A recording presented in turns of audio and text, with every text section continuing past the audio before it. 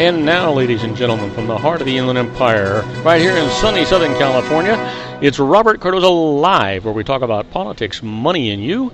This is the intersection of business and politics. And now here's your host, Robert Cardoza. And welcome aboard. I am Robert Cardoza. You're listening to Robert Cardoza Live on the street at the intersection of business and politics. And you know what? I know that somebody really special to me is listening in right now. That's my favorite genius grandson, Joey. And Joey, we're going to have a fantastic show. You're going to enjoy it. I'm going to enjoy it. Everybody out there is going to enjoy it.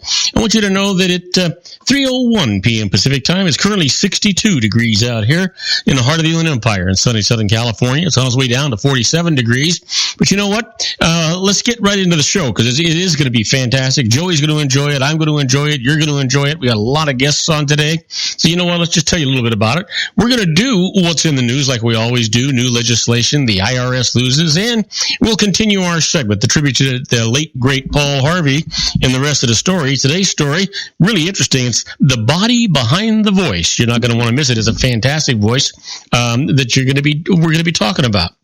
Well, we're going to also have John Matthews. John Matthews will be calling in a little bit later when we do our semi-weekly simulcast on the Conservative Politics station.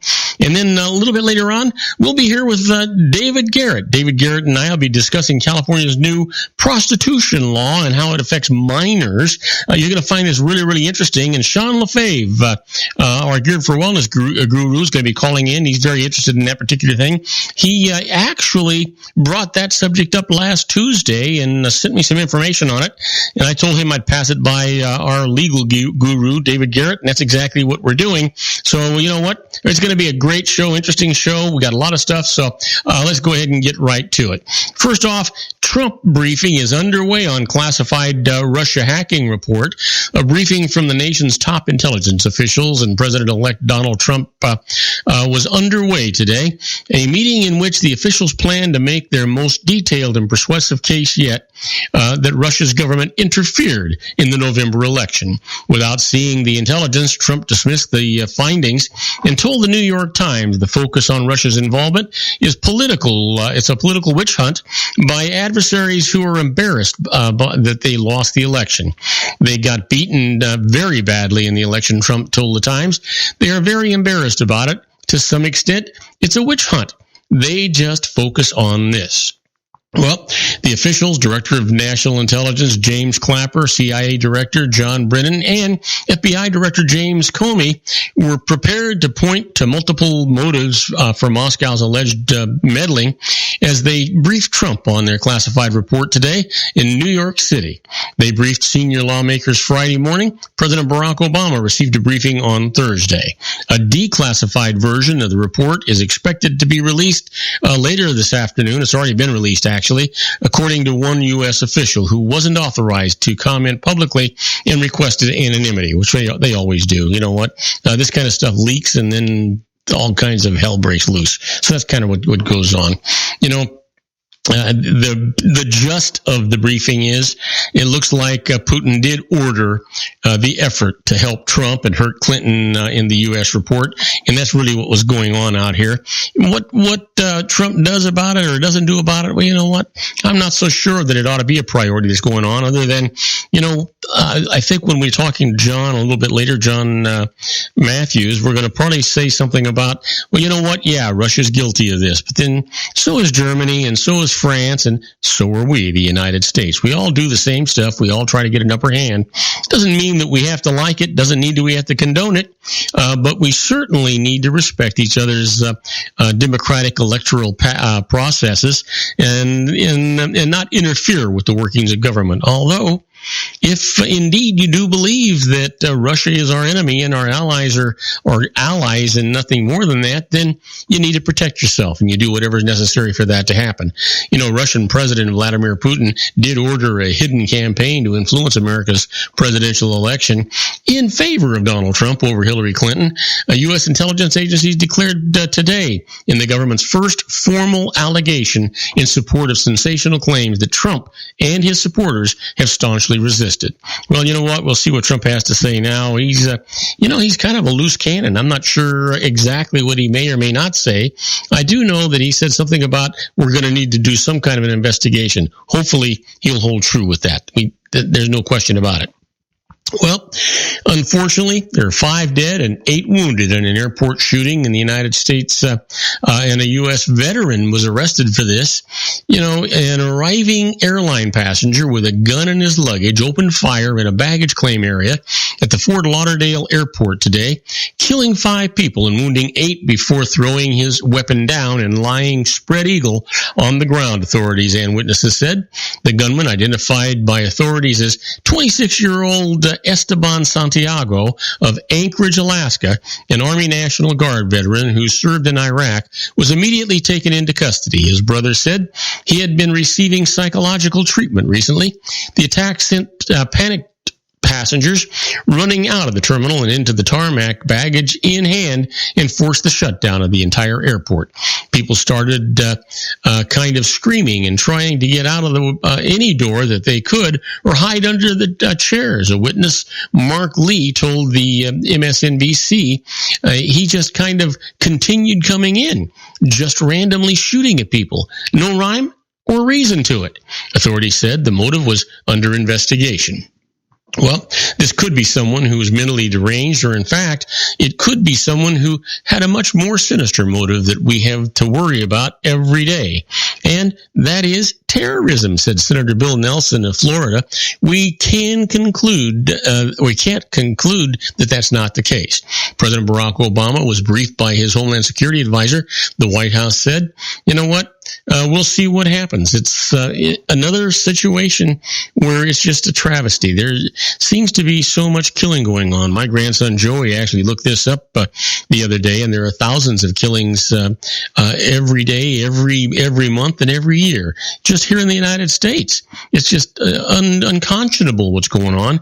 And when you think about the number of killings that go on, whether it be with bullets or bombs or cars or airplane crashes or poison, whatever it might be, you know what? It's deranged people that are doing it. I don't care if it's under the flag of terrorism or if it's under the flag of mental incapacity. It's just a horrible thing, and you would think that in the 21st century we could do more about it than what we're doing now. There's no question about that, at least not in my mind anyway. And 4 suspects in the beating of a disabled man appear in court today. A judge rebuked 4 black people accused of beating a mentally disabled white man and broadcasting the attack on Facebook, sternly asking, where was your sense of decency before denying their attorney's pleas to set bail so that they might be released from jail? I find each of you a danger to yourself and society, Cook County Circuit Judge Maria Caricos said, sounding baffled that the suspects who hold jobs, attend school, live with grandparents, and in one case, care for a brother in a wheelchair, could stand accused of attacking the 18-year-old victim. How, she wondered, could she agree to allow people accused of such terrible actions walk out of jail? Prosecutors offered new details of the assault, explaining that one of the suspects demanded $300 from the victim's mother and that the beating started in a van and continued at the house. You know what?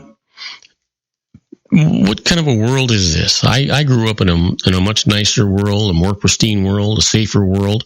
I worry about the world that we're going to leave for posterity. I worry about my grandchildren, my great-grandchildren, and their children too. What a shame. Anyway, don't go away. We're going to have to take a short break. When we come back, I want to talk to you about Trump's promised wall and how it might become a taxpayer-funded fence. Totally against what he said he was going to do. We'll be right back. Don't go away. If you want to increase your client base and sales, then consider this, the Relationship Building Network at RBN. Given the current economic conditions and challenges, we all need to work smarter, make smarter decisions, invest our hard-earned dollars where it'll yield the best return for our investment. Many business professionals claim that the most effective networking group in Orange County is RBN. No other networking group or organization can offer what RBN offers. Make every year your best year. Join RBN and start reaping the benefits today. You know, nearly 3,000 businesses have joined RBN and experienced those benefits. Why join RBN? It's one group. It's one membership. It's no renewals. It's all through Orange County. RBN is a freestyle networking group. No mandatory attendance, no restrictions, no rules, and no penalties. Call them at 949-830-5776 or go to their website at rbninfo.com. That's 949-830-5776. If you've ever dreamed of having your own business to make your life secure, you know Water's Edge Wineries might be just the ticket. In 2004, their founder, Ken Lineberger, created the first winery franchise in California. It was a new concept with all of the functionality of a traditional winery, but without the vineyards. They purchased high-quality grape must from one of the largest winemaking companies in the world. Then they craft each wine carefully and bottle it right at their location. The winery was built to satisfy consumer demand for wine by the bottle and by the glass, but still kept the element of allowing customers to bottle their own custom vintage. Now, they're opening urban wineries across the United States under the brand Water's Edge Wineries. If you've ever dreamed of owning your own winery, it may be in reach right now through Water's Edge Wineries. Just give them a call at 909-468-9463, extension 700. That's Water's Edge Wineries, 909-468-9463. Have you ever found yourself caught between a rock and a hard place? The law offices of Blomberg, Benson, and Garrett might be just the answer for you. The attorneys of Blomberg, Benson, and Garrett have been serving the Inland Empire since 1989. They're dedicated to the aggressive litigation of civil, criminal, and real estate matters. Over the years, they have recovered tens of millions of dollars for their clients. The firm's practice specializes in litigation of personal injury, accident, slip and fall, real estate, and criminal law cases. The firm provides clients with the care, accuracy, and dedication of experienced attorneys. Blomberg, Benson, and Garrett is located at 10300 4th Street, Suite 150 in Rancho Cucamonga, California. They've been providing the Inland Empire residents with outstanding legal services for over 25 years. They look forward to providing you with aggressive legal representation. Call them at 909-945-5000, where you can talk to a person, not a machine. That's 909-945-5000, the law offices of Blomberg, Benson, and Garrett. And now let's get back to our show where we talk about politics, money, and you.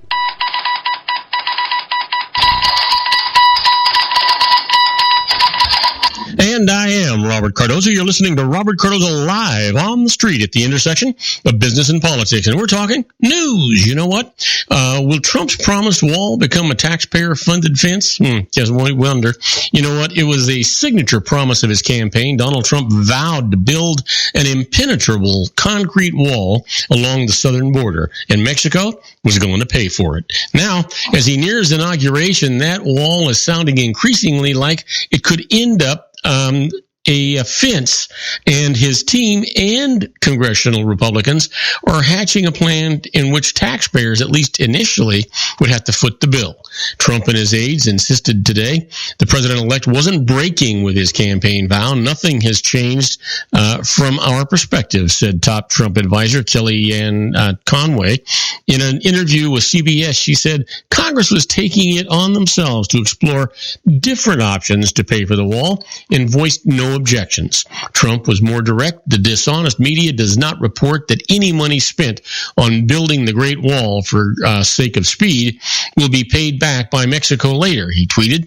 Under the plan being discussed, the new construction would be pushed through without any new border legislation, relying on a 2006 law that authorized more fencing along the southern border. Congress would pay for it in its annual spending bills. Trump told the New York Times in an interview today that the spending plan would help speed up the process and insisted that even if taxpayers pay up front, we're going to get reimbursed. The money, he told the paper, would likely be recouped through a renegotiation of the North American Free Trade Agreement, which he had criticized often in the past. Well, we'll see what happens. Is he backpedaling or is he negotiating? Hard to tell which, right? Yeah, it's hard for me to tell anyway. How about this? Crimes against whites equals small percentage of hate crimes. You know, the horrific beating of a mentally disabled white man in Chicago by 4 black assailants broadcast on social media is highlighting anti-white hate crimes at a time of increased racial strife in the United States, but federal statistics and experts say that anti-white incidents remain a smaller percentage of overall hate crimes. Anti-black hate crimes are still the largest number of cases. According to the 2015 FBI hate crime statistics, the latest available, there were 613 anti-white related crimes out of, get this, 5,850 total cases. Kind of minuscule, don't you think? About 12%. Now, that's around 10.5%. I was off a little bit, of all reported hate crimes, and within the yearly average federal numbers show. Well, by comparison, the FBI reports that there were 1,745 anti-black hate crimes, or about 30% of all reported incidents. Jews were the most targeted religious group that year, and were victims of 11% of all hate crimes. You know what? That data also suggested that blacks and Jews remain disproportionately targets of hate crimes compared to their population as opposed to whites. African Americans are only 13% of the United States population, while non-Hispanic whites are 61%. Boy, there's a big disparity going on here. Isn't it interesting how you can actually make numbers say anything you want them to say? It's just a matter of what you want to prove, I think. That's what's kind of going on here. Well, you know what? 8 ways the United States job market has evolved over Obama's 8 years. Yeah. Give it some thought. You know, when President Barack Obama took office in January of 2009, in the midst of the Great Recession, the economy was hemorrhaging jobs. Employers were panicking in the face of plummeting demand and a financial crisis that had frozen credit. In March of 2009 alone, 823,000 jobs disappeared. When the bleeding finally stopped in February of 2010, 8.7 million jobs were gone. The unemployment rate hit a painful 10%, a quarter-century high in October of 2009. 8 years later, the job market is in infinitely better shape. The unemployment rate is 4.7%. Jobs have been added for 75 straight months, and the longest such streak on record. But many other trends, not all of them positive, have reshaped the job market over the past 8 years. Smaller share of Americans have jobs now. Hiring has been solid, yet still hasn't kept up with population growth. The proportion of Americans with jobs, essentially the flip side of the unemployment rate, dropped a full percentage point under Obama. An aging society has turbocharged requirements, and many workers, especially less educated men, have become discouraged about finding jobs with decent pay and have stopped even looking for them. That kind of affects the unemployment rate, so give that some thinking. And then also, automation and globalization erase routine jobs. Routine work on factory assembly lines and as office clerks has declined in some cases, lost to computers, robots, and inexpensive imported goods. Factory jobs have fallen 2.4% since January 2009. The number of people working as office administrators is down 2.5%. And then more high and low paying jobs. Those routine jobs typically pay middle income wages. As they have faded, both higher and lower paying jobs have grown faster. The number of jobs in computer networking and software development has soared 42% in 8 years. Data analysis has enjoyed job growth of 18%. On the lower paying end, jobs at restaurants and hotels have jumped 19%. Well, most new jobs go to college graduates. The ranks of employed college graduates jumped 22% under Obama, while the number of employed people with only a high school degree fell 4%. That partly reflects demographic trends. Older, less educated Americans retire and are replaced by younger people more likely to have college degrees, but it also points to rising demand for high-skilled workers. Well, you can see what's going on, and I could go on and on and on with this. Unfortunately, we don't have the time for it. But you know what? Look it up. Find out what's going on. Obama has done a lot of good things in 8 years. He's also made a lot of mistakes. You know what that says? That says he's human. Let's see how many mistakes happen in the next 4 years. It'll be interesting. We'll be right back after these brief messages with something a little more enlightening. We're going to talk about the IRS loses. We're going to talk about the issuance of a Form 1099 does not prove that the income on it was ever paid. I'll talk to you about that right after these brief messages. Isn't it time to shine the spotlight on your expertise? The Interview, starring you. Here's your chance to capture 5 minutes of fame with The Interview. This isn't just any interview. This is your opportunity to showcase your expertise and position yourself as a trusted expert in a one-on-one video interview hosted by Robert Cardoza, host of the nationally syndicated show Robert Cardoza Live and powered by AHA Studios. What is it? A professionally recorded video for your use. Robert Cardoza interviews you on the set where he records his show. Professional interview showcases your expertise and value, shot in a state-of-the-art studio. And what's in it for you?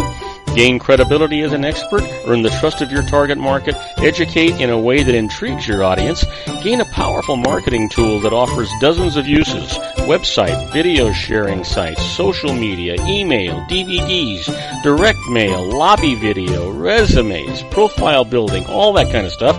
Association with the nationally syndicated celebrity. That's right. And let's talk about AHA Studios. AHA is a strategic marketing firm that leverages the powerful and visual persuasion to help your business create powerful messages that connect with your target market. AHA ventures way beyond strategy, delivering the marketing collateral you need to start driving a new business through your doors. AHA has a full-service, in-house, state-of-the-art production studio to bring your messages to life using video. Discover how to make The Interview work for you. Call 949-831-2222. That's 949-831-2222. AHA Image Studios Incorporated. Dr. Stephen Tidwell, Gentle Family Dentistry in a caring, personalized environment. Here at Dr. Tidwell's office, we are dedicated to helping you keep your teeth healthy. We are a state-of-the-art dental practice that still believes in traditional values, such as excellent customer service and individual attention.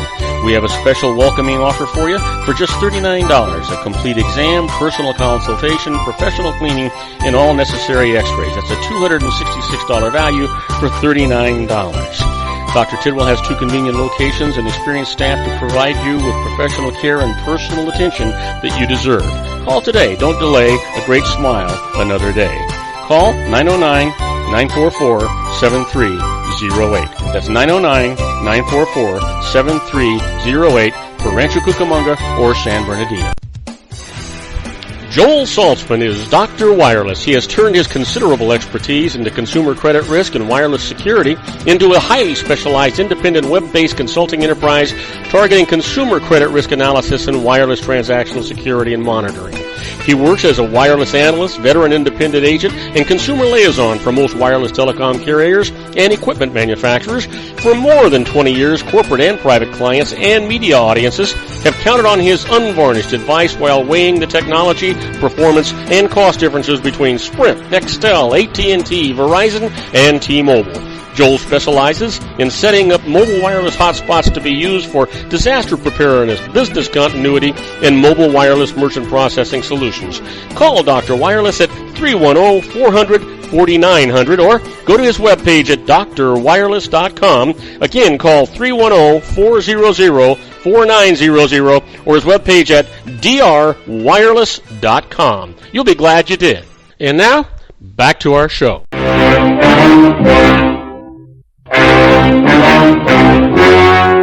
The story you are about to see is true. The names have been changed to protect the innocent.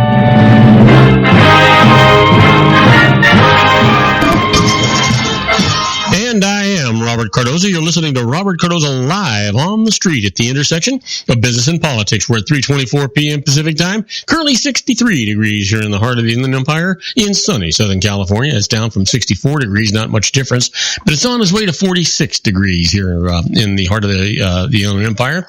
And if you're listening to us on our globally syndicated network and you're in New York City, well, it's 33 degrees and mostly cloudy. That's just 1 degree from freezing. And if you're in Chicago, Illinois, forget about it. It's 7 degrees and partly cloudy. Man, I want to tell you, that is so cold, you're going to feel like your face is going to fall off. Horrible, horrible stuff. But you know what?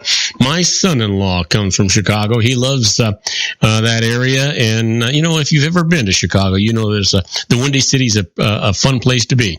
My grandson, Joey's now imagining that. I don't know if Joey's ever actually been in Chicago in in the winter. But boy, I want to tell you what an experience it is. It's just a fantastic city. I sometimes fail to decide which city I like more, New York City or Chicago. They're both just really, really exciting places. Well, you know what? Let's talk about something more exciting. Let's talk about the IRS loses. And my first case today is the issuance of a Form 1099 does not prove that the income on it was actually paid. You know, Eric Altman worked on a construction job for Albert McNichol at $12.50 an hour from mid-November through early January. And McNichol then filed a Form 1099 saying that he had paid $3,497 to Altman. When the IRS tried to collect tax on that amount, Altman protested that he had been paid no more than $1,800. Now, the dispute went to tax court. This was the decision of the court.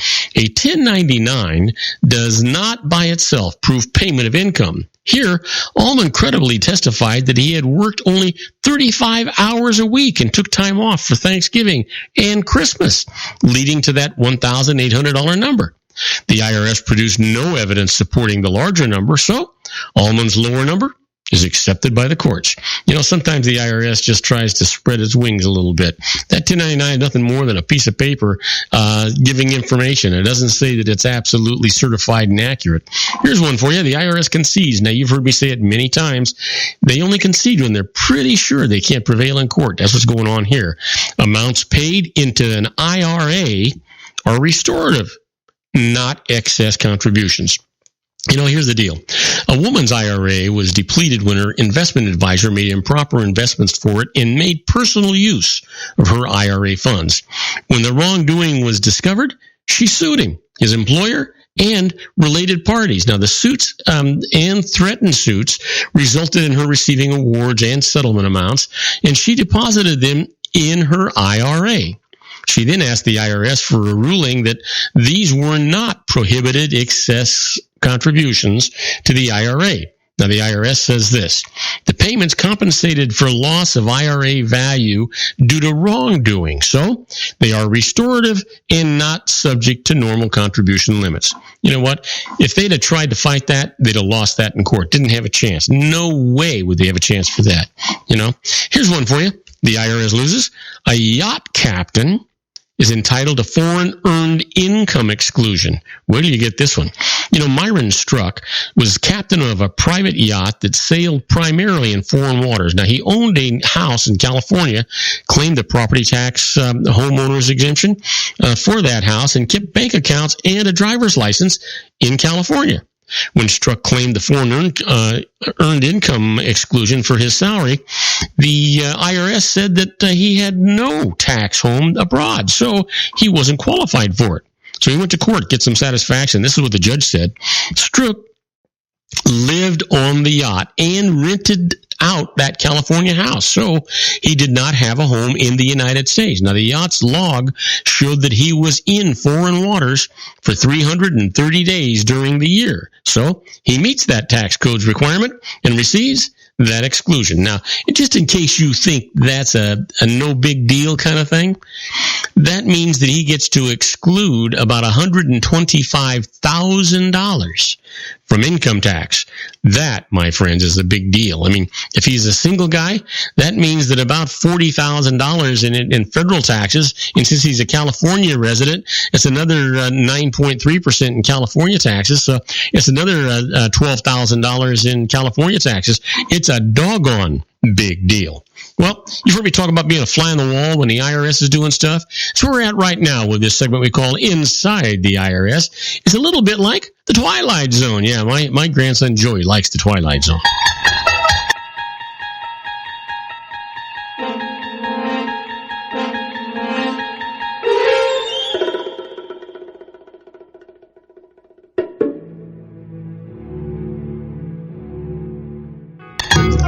Well, you know what? now these are not actual tax court cases, and so they're not something that you can go in there and defend yourself with. But knowledge is one of the most important things that you can ever have, most valuable things, and so you can use this to your benefit if you know how to apply it in your particular cases. In this thing, a poorly executed estate tax plan is targeted by the IRS. A cautionary tale here: professional advice was obtained in an effort to save estate tax, and as a result, a family limited partnership was actually formed. Now, here's the big problem. Real estate or real property was not transferred into that family limited partnership until 2 days before the taxpayer actually died. The IRS contended that the decedent had retained the current economic benefit of the assets transferred to the trust, and so the value of the real estate and other assets of that family limited partnership were therefore included in her taxable estate. So the best defense when setting up your own family limited partnership, make sure that it's established for a legitimate and significant non-tax reason. Then follow all the applicable rules for making sure that the integrity of the family limited partnership will be respected by the IRS. That's the best thing that you can do. Absolutely the best thing that you can do. Well, how about this? Beware of legal advice from sellers of tax shelters. You better believe it. A lawyer in Louisiana was held responsible for his part in promoting tax shelter investments that he knew, or at least should have known, were illegal. Now, the lawyer engaged in wire and mail fraud as part of a scheme to generate exorbitant fees by self-serving phony tax shelters. The defrauded investors paid more than $1 million in fees for the privilege of investing in these illegal tax shelters. And so here's the deal. The self-defense is never, do not trust the advice of a lawyer who stands to profit from your investment. Seek independent counsel not associated with that transaction. Now, having said that, do not go away. We're going to take another short break. When we come back, we're going to be with John Matthews in the Conservative Syndicate. We're going to be talking about this briefing that Donald Trump got with regard to Putin in the hacking. So don't go away. We'll be right back after these brief messages. If you want to increase your client base and sales, then consider this, the Relationship Building Network at RBN. Given the current economic conditions and challenges, we all need to work smarter, make smarter decisions, invest our hard-earned dollars where it'll yield the best return for our investment. Many business professionals claim that the most effective networking group in Orange County is RBN. No other networking group or organization can offer what RBN offers. Make every year your best year. Join RBN and start reaping the benefits today. Nearly 3,000 businesses have joined RBN and experienced those benefits. Why join RBN? It's one group. It's one membership. It's no renewals. It's all through Orange County. RBN is a freestyle networking group. No mandatory attendance, no restrictions, no rules, and no penalties. Call them at 949-830-5776 or go to their website at rbninfo.com. That's 949-830-5776. If you've ever dreamed of having your own business to make your life secure, Water's Edge Wineries might be just the ticket. In 2004, their founder, Ken Lineberger, created the first winery franchise in California. It was a new concept with all of the functionality of a traditional winery, but without the vineyards. They purchased high-quality grape must from one of the largest winemaking companies in the world. Then they craft each wine carefully and bottle it right at their location. The winery was built to satisfy consumer demand for wine by the bottle and by the glass, but still kept the element of allowing customers to bottle their own custom vintage. Now, they're opening urban wineries across the United States under the brand Water's Edge Wineries. If you've ever dreamed of owning your own winery, it may be in reach right now through Water's Edge Wineries. Just give them a call at 909-468-9463, extension 700. That's Water's Edge Wineries, 909-468-9463.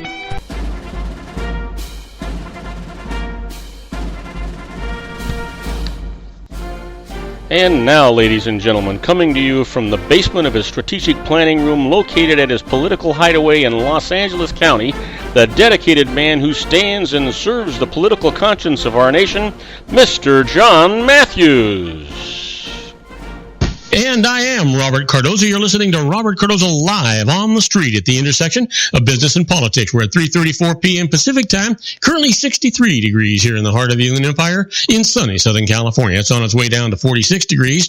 And if you're listening to us on our globally syndicated network and you're in Paris, France, well, it's 21 degrees and it's clear, and you're one lucky son of a gun. And if you're in Rome, Italy, it's 28 degrees and clear, and you're still very lucky. But let me tell you how lucky you are right now. You're lucky because we're with our own John Matthews, my good buddy. Hey, John, how you doing?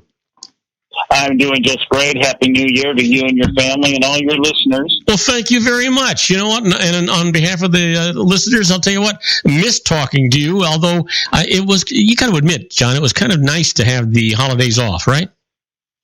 Yeah, absolutely. Yeah, it was really terrific. And then, of course, you come back and you've got all this hullabaloo going on with, the intelligence community and the president-elect and the outgoing president and all the stuff that's going on.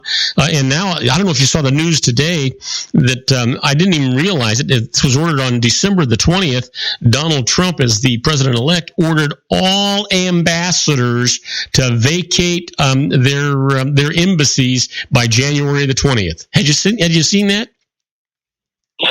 Yeah, I did. Well, I caught a blurb about it. I didn't really examine it because it just that's one of these headline things, and just self-explanatory, and certainly I think reasonable. Oh yeah. The one thing we can say about Barack Obama, along with his counterpart there, Hillary Clinton, everything they put their hands to in the last 8 years is probably corrupt. So you got a clean house. Oh, yeah. And here's the thing. Obama, 8 years ago, Obama did the same thing on December the 20th, gave notice to every ambassador that they needed to be vacated out of the embassies by the 20th of January. So it's not like it was something bad. And, the giving of ambassadorships is one of the privileges that a president has, and he gets to assign those things. And he's already well on his way. It's going to be interesting to see what happens. It's a little scary, but it'll be interesting. So listen, let's talk a little bit about this classified, unclassified BS stuff that's going on with the hacking of the DNC computers.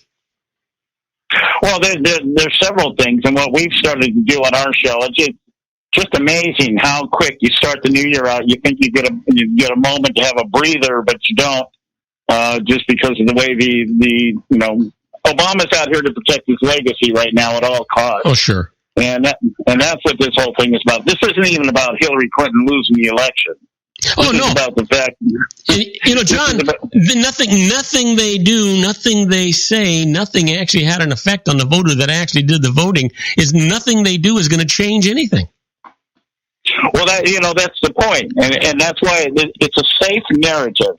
So there's certain things you have to understand here about how the left operates here. And one of the things we've been telling our listeners on our show is simply this.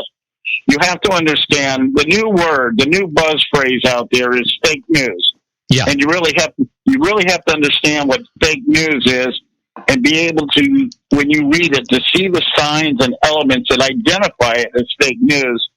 Fake news is a fabricated narrative absent any evidence, and it's created to deflect from the exposed corruption, ineptness, or failed policy of the sitting president. That's what it's all about. Well, yeah, but if you were going to listen to if you listen to the media, the print media and the television media and radio media, they would have you believe that anything that is on the internet is fake news, which is not really accurate. Well, yeah. Well, I mean, let's look at the reality of what's being said here. The reality is, or the narrative being put out there, absent any evidence, is the fact that Russia somehow influenced the elections by hacking the DNC servers and John Podesta's emails. Now, that's the narrative. First of all, people need to understand the DNC was not hacked. The DNC emails were leaked. Right. There's a big difference. And the DNC wasn't hacked. Emails were leaked from the DNC. This was an inside job. The John Podesta emails were not hacked. They were phished. Right. Somebody in Podesta's campaign clicked on one of those spam things and ended up opening up the emails to everybody.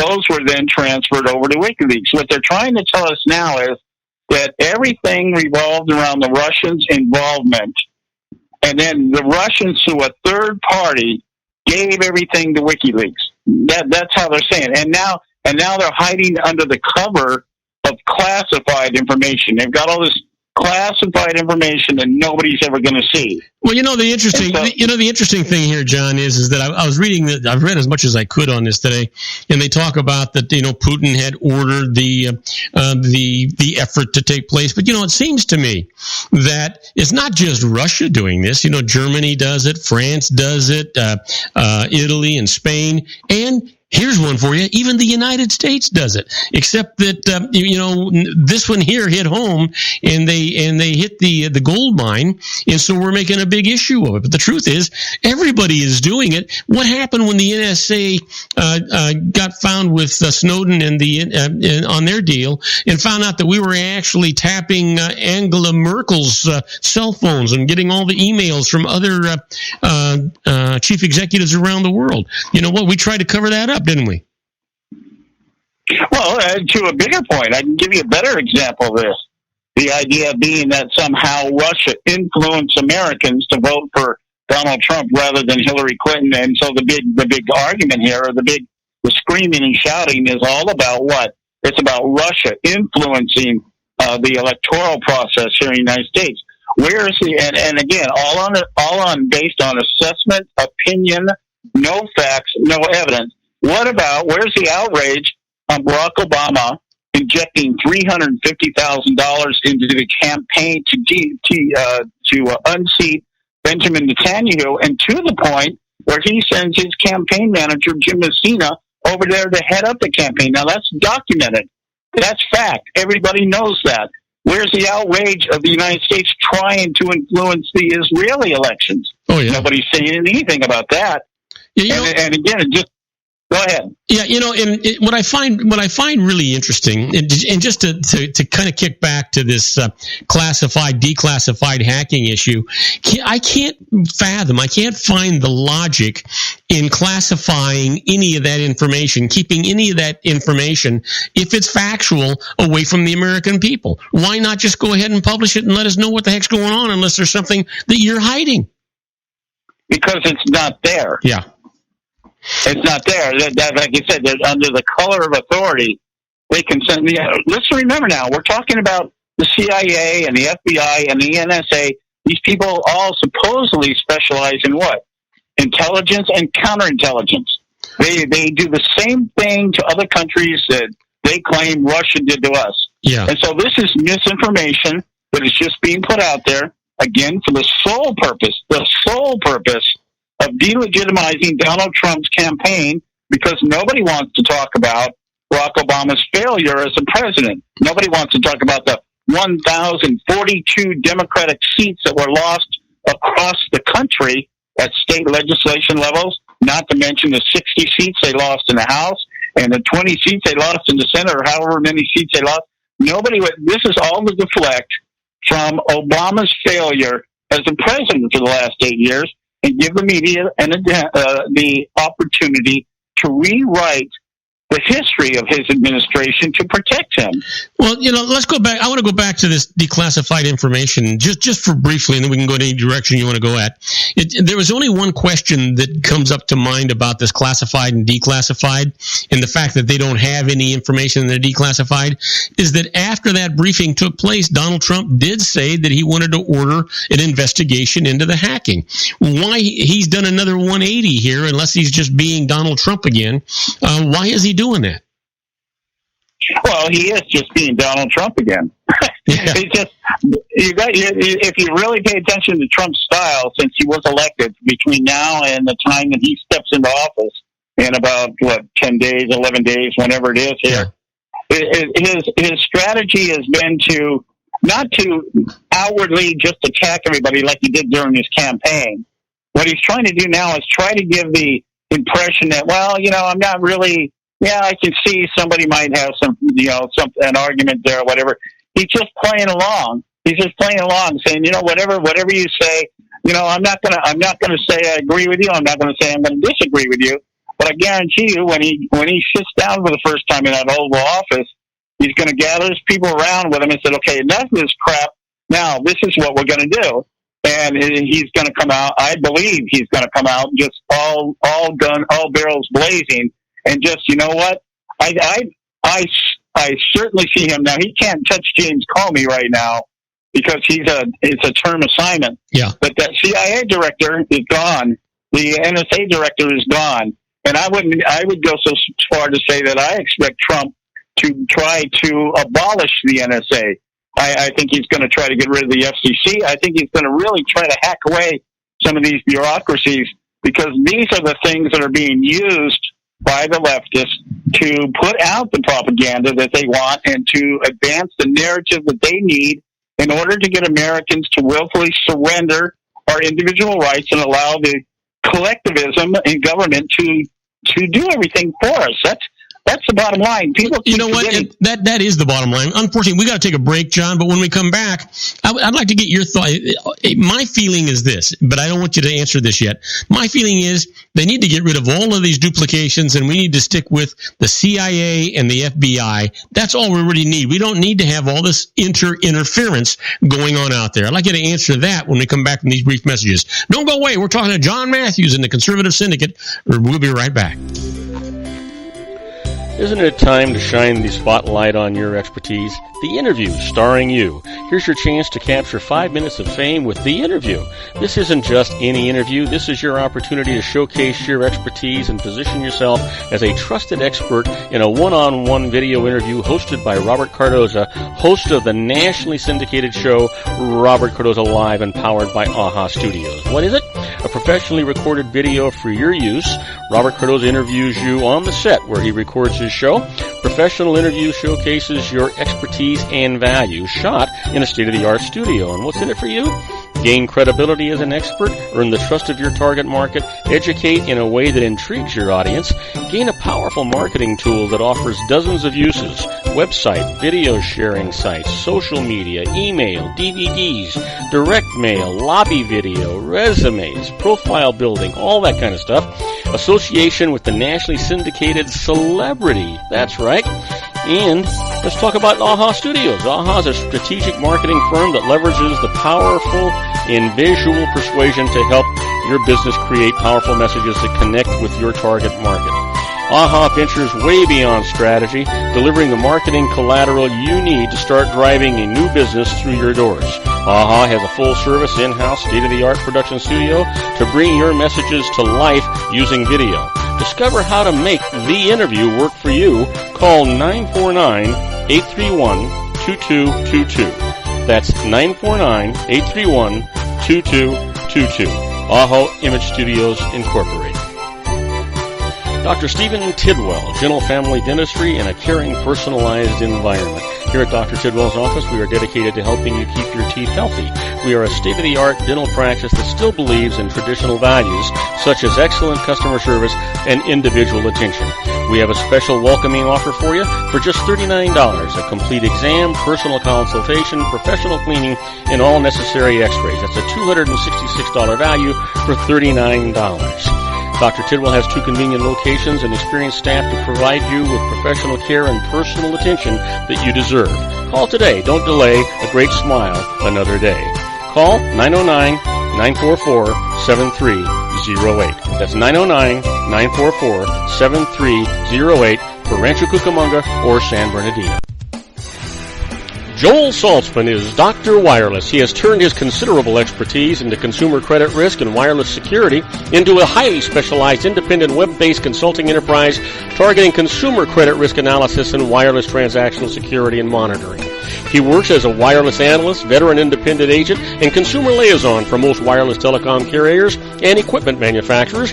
For more than 20 years, corporate and private clients and media audiences have counted on his unvarnished advice while weighing the technology, performance, and cost differences between Sprint, Nextel, AT&T, Verizon, and T-Mobile.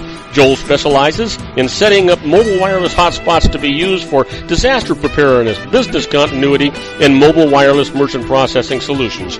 Call Dr. Wireless at 310-400-4600. 4900, or go to his webpage at drwireless.com. Again, call 310-400-4900 or his webpage at drwireless.com. You'll be glad you did. And now, back to our show.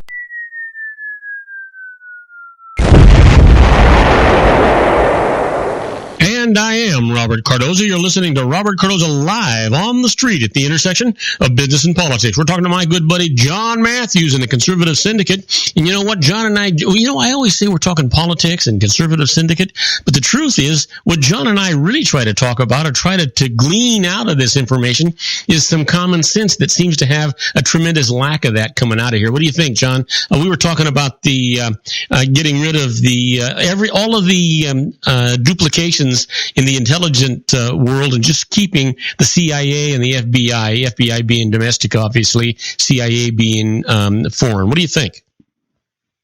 Yeah, well, I would think, if I had my way, if I was president, if I was the one that was elected, I would think that the first thing that has to go would be Homeland Security, the Department of Homeland Security. That is definitely turned into a bureaucratic propaganda machine for this administration. I know the intent was good. The intent, that's the one thing about politics. A lot of times the intent is good. It's noble cause or noble reasoning, but the government can't do anything right. And this is just a perfect example. So the Department of Homeland Security should be put back, whatever responsibilities or duties they have should be put back under the CIA or the FBI. Yeah, well, Homeland Security, you're right. Here's the thing. In light of the problem that took place in Florida this morning, when you think about Homeland Security, I mean, they didn't do an awful lot to stop that thing, and it was local police departments that actually had to come in and interfere. Homeland Security, that was in charge of the TSA, these guys are not even armed. So what winds up happening is that maybe what you need is you need to have the FBI in charge of Homeland Security, only not calling it that. And I understand why it was developed after 9/11 and the necessity of it, and having the CIA in charge of Homeland Security abroad. Then you got it covered. But we've got too many doggone agencies that are duplicating the effort at tremendous costs, and they don't even talk to each other. They're in competition with each other. Well, yeah, that's true. But, you look at the makeup of the Department of Home Security and the TSA in particular. We're talking about people that most of the people hired by this organization, this bureaucracy, haven't even graduated high school. I mean, we're not. These are people who couldn't get a job at Kmart. So it's not so bad that they're not carrying weapons, right? Yeah. Well, the point being is that this is just another bureaucracy that has become a public sector magnet for hiring people and putting people under the employment of the federal government. Their tactics, you think about this, the shooter in Fort Lauderdale today, okay? He retrieved the gun from a suitcase in the baggage claim area that had made it through the checkpoints, had been put on the plane, had been taken off. He had the gun sitting inside there. He went and claimed his baggage and pulled the gun out. So you're sitting there saying, well, how does that happen? It happens because the people handling the baggage and the people doing the work, the TSA agents, and the people handling the baggage. You and I fly. We know what it's like. You know what your baggage looks like when it comes out of the. We went on the cruise last year. We bought brand new luggage, and by the time we got off of just getting to our destination, we didn't even recognize the bags when they came out. I kept letting them go by because they were so beaten and thrashed. I thought they belonged to somebody else, And so it's total ineptness because the people that are being hired to fulfill these responsibilities don't have a clue. I don't know if most of them even know how to fill out an application. How did they get hired? A lot of affirmative action, a lot of racial profiling. We got to have a certain amount of minorities. I go down here in California, out here in LA. You've been down there at the airport. Oh yeah. Look at the makeup of these TSA outfits. So it's just all become like everything else the government does. It becomes an inept bureaucracy that just soaks money and doesn't accomplish what it's supposed to do. So, yeah, I would say intelligence. See, we turned the CIA into an assassination place, an assassination service. We need to get back to collecting intelligence so that we can stop something like somebody trying to break into our systems. Nobody's made a big deal about, here's another thing, nobody made a big deal about the 2015 hack that everybody knows was a hack that broke into the Office of Personnel Management, 21.5 million Social Security numbers, private information, all that stuff that goes on there. That was all obtained by some foreign entity that is being used somewhere down the line for intelligence gathering. But nobody's saying anything about that. It's all about a stupid election. And even if I was to play the devil's advocate, this is my $64 question. Play the devil's advocate for a minute and agree that Russia hacked the DNC. And because of that, it made Hillary Clinton look bad. Okay? Aside of the fact that the information that was leaked from the DNC, that's what incriminated Hillary Clinton and the Democrat Party as being corrupt and in collusion and everything else. That's not the issue. The issue is the Russians hacked it. But the main point is, so what? So what? So they influence the election. So what? Well, you know what? But taking this to another level, and I hate to go back to the NSA part of this thing, but I have to because it goes along with what you're saying, and that is where would the American people be today? Now, I'm not saying that Snowden isn't guilty of treason. I'm not saying that he needs to be forgiven for anything. But where would the American people be today? We would not know that our own government was spying on us, our telephone calls and our emails and all that stuff. We're supposed to live in a free country and be absolved from any of that kind of stuff. And we wouldn't have known it. They'd have kept it from us. Well, I think it just basically comes down to it, and I always go back to this thought, and I think it's the most discouraging idea behind everything that's going on in our country today, is that most or a good deal of Americans, at least half the country, don't care. Yeah. They don't care. They just don't care. Just give me my free stuff or leave me alone and let me do my thing and, legislate all the laws that I need so that I can live the lifestyle I want to live. And the hell with everybody else. And the hell with the country. The hell with the republic. Who cares about that? Well, the problem with that is if we allow the government or anybody else to chip away at our rights, not privileges, at our rights, one day we're going to turn around and find out we have none. Well, like I said, most people have taken freedom for granted. And by doing that, you seem to think, I'll always be free. I'll always be able to do what I want to do. The government, they can't be doing that. They wouldn't be doing that. And, and the point is they are doing it, and nobody wants to admit it. And so one day, if it continues, one day we all lose our freedom, and everybody's going to be sitting around going, how the heck did that happen? Well, John, unfortunately, we're going to have to answer that question another day. We are out of time. Why don't you go ahead and give out your studio number information, and then we'll talk again next Monday. How's that sound? Okay, great. Yeah, you want to find us at theconservativesyndicate.net. We've added some really good people to our panel this year. We're now up to 8 members of our panel now. So we've got a whole lot of stuff coming up this year, 2017. If you want to increase your client base and sales, then consider this, the Relationship Building Network at RBN. Given the current economic conditions and challenges, we all need to work smarter, make smarter decisions, invest our hard-earned dollars where it'll yield the best return for our investment. Many business professionals claim that the most effective networking group in Orange County is RBN. No other networking group or organization can offer what RBN offers. Make every year your best year. Join RBN and start reaping the benefits today. Nearly 3,000 businesses have joined RBN and experienced those benefits. Why join RBN? It's one group. It's one membership. It's no renewals. It's all through Orange County. RBN is a freestyle networking group. No mandatory attendance, no restrictions, no rules, and no penalties. Call them at 949-830-5776 or go to their website at rbninfo.com. That's 949-830-5776. If you've ever dreamed of having your own business to make your life secure, Water's Edge Wineries might be just the ticket. In 2004, their founder, Ken Lineberger, created the first winery franchise in California. It was a new concept with all of the functionality of a traditional winery, but without the vineyards. They purchased high-quality grape must from one of the largest winemaking companies in the world. Then they craft each wine carefully and bottle it right at their location.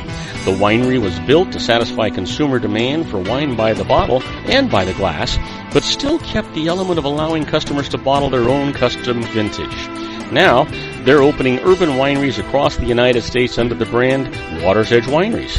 If you've ever dreamed of owning your own winery, it may be in reach right now through Water's Edge Wineries. Just give them a call at 909-468-9463, extension 700. That's Water's Edge Wineries, 909-468-9463. Have you ever found yourself caught between a rock and a hard place? The law offices of Blomberg, Benson & Garrett might be just the answer for you. The attorneys of Blomberg, Benson & Garrett have been serving the Inland Empire since 1989. They're dedicated to the aggressive litigation of civil, criminal, and real estate matters. Over the years, they have recovered tens of millions of dollars for their clients. The firm's practice specializes in litigation of personal injury, accident, slip and fall, real estate, and criminal law cases. The firm provides clients with the care, accuracy, and dedication of experienced attorneys. Blomberg, Benson & Garrett is located at 10300 4th Street, Suite 150 in Rancho Cucamonga, California. They've been providing the Inland Empire residents with outstanding legal services for over 25 years. They look forward to providing you with aggressive legal representation. Call them at 909-945-5000, where you can talk to a person, not a machine. That's 909-945-5000, the law offices of Blomberg, Benson & Garrett. And now let's get back to our show where we talk about politics, money, and you. The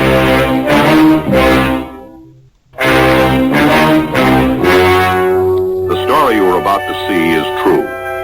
The names have been changed to protect the innocent. And now, ladies and gentlemen, coming to you from the bowels of the Hall of Justice, our own legal guru, David Garrett, attorney at law.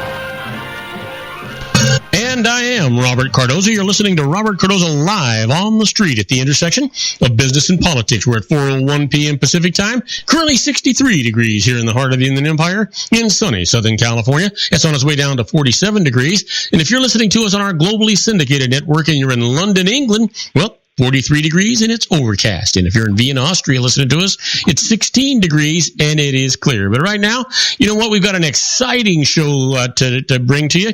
We've got our own David Garrett with Garrett on the Law, and then we've got a guest who's also here. You know who he is, Sean Lefebvre from our Garrett for Wellness Corner. Sean actually gave me a new law that was actually brought out, signed by Governor Moonbeam here in California into law. And this is actually a commercial sex acts law, and it affects minors. David, welcome aboard. I feel like I haven't talked to you in 3 or 4 years. Yeah, it's been a while. Yeah, it has. Have you been fishing? No, I went up to Idaho over the holidays, and the only way I could have fished is if I had an ice pick. So, hey, listen, David, we've got Sean Lefebvre on the line with us. Sean is in Wichita, Kansas. Sean provided me with this thing that you have, and what I'd like you to do, if you could first, is, if you wouldn't mind, give us a little bit of an overview of this commercial sex acts law. See if you can't make it make a little bit more sense for us, because both Sean and I have some questions about it that we'd like to pose to you and get your feelings on it. Oh, sure. Yeah. Well, what this act does is it, in essence, exempts minors from any of the crimes of prostitution. I mean, that's probably the best way to sum it up. So let me ask you: does it exempt all minors from crimes of prostitution? Are we talking about the homeless? Are we talking about the ones that are just out there, entrepreneurs on their own? Are we talking about the ones that have been maneuvered by pimps to be protected and they get turned into prostitution? Are we talking about all of those things or just part of that? No, it applies to anybody under 18 years of age. Okay, so my first question, you know what, I'm not going to give you a question. I'm going to wait and see what Sean has to say about this, but I've got a lot of questions, but I have a feeling that Sean might have some of the same. Sean, you have anything you want to bring up right now? Well, my biggest question on this really is, I think I understand the intent behind it is, someone under the age of 18, maybe they got caught up in this, maybe they might even have been coerced into it or something like that. And so you want to protect minors as best you can, but we all know that the reality of the situation is that you get, there are kids who grew up in rough homes, and by the time they're 15 or 16 years old, they think they're adults. They're out doing their own thing. They're getting in all kinds of criminal trouble. And what is to stop a 16 or 17-year-old from soliciting or from going out and actually committing an act of prostitution? Becoming self-employed is what you're saying, right? Right, yeah. I mean, if I was 17 years old and I needed money and I knew that I couldn't legally get in trouble for doing it, why not make myself a prostitute if I don't mind that morally? And if I'm 17 years old and I know I can't get arrested for it, why not purchase a prostitute? And why not a 17-year-old purchase another 17-year-old? And no law has been broken. So what's to stop this from being abused with minors abusing this freedom that they have of not being prosecuted under the law? David? Yeah, there isn't a good answer to that. I mean, I kind of have the same issue with the law that you do, in that it by legislative fiat presupposes that somebody that's 17 years, 364 days is incapable of committing the crime of prostitution, and one day later is capable of creating committing the crime of prostitution. So, David, let me ask you this: If it is not a crime for minors to engage in prostitution under this new law in California, does that mean that the John that actually paid them for this sex to a minor is not guilty either? No, it doesn't do that. What it really does is it takes the criminal penalty out, and then for the minor, and then the theory is that if they're caught doing what they're supposed to, the prosecuting officer may elect to take them into the juvenile justice system and have them declared a ward of the court. So let me ask you this, David: if indeed an adult procures the services of a minor in prostitution, and the minor then is exonerated, isn't found guilty of any criminal act, does that John then become a what do you call it, a sexual predator? Does he have to register as a sexual predator? And there's just a ton of laws that could come into play. And a lot of them deal with the age difference between the individuals and, all sorts of things. But probably in the vast majority of the cases, depending on the child's age, the answer would be, yeah, they may have to register. And then how about the pimp? I mean, the pimp that actually, for the homeless kid that ran away from home, he had a horrible life going there, and some pimp grabbed hold of him at a bus station and talked this kid into being a prostitute, and he would take care of him and all this stuff. Is that pimp any more liable than he or she would have been with an adult prostitute, and what are the consequences there? Well, he would be more liable because he's using a minor as opposed to an adult. But the statute that's being talked about, all it did was draw an exception that says if you're under 18 years of age, you can't be prosecuted for engaging in prostitution. Instead, we're going to, depending on put you in social services, right? Yeah. You're gonna take them away from the pimp and or off the street and put them under the supervision of social services. Is that right? Well, let me say that I think that's when they drafted the law. That's what they thought would happen, but they used the elective word of may as opposed to shall, right? In deciding what to do with the kid. So it's discretionary. Yeah, and kind of the silly thing about this is, in my opinion, is without the change in the law, the child gets charged with prostitution. They're under 18. The charge of prostitution will take them into the juvenile court system, where the court can deal with all these issues. I mean, I don't see the law as having done much of anything other than eliminating criminal charges for those under 18. So if they eliminate these criminal charges for these minors that are involved in prostitution, does the fact that they were arrested wind up being on their record? Is there some kind of a record of what they were doing, or is it sort of like expunged and this kid is Snow White as long as he doesn't do anything after he's 18?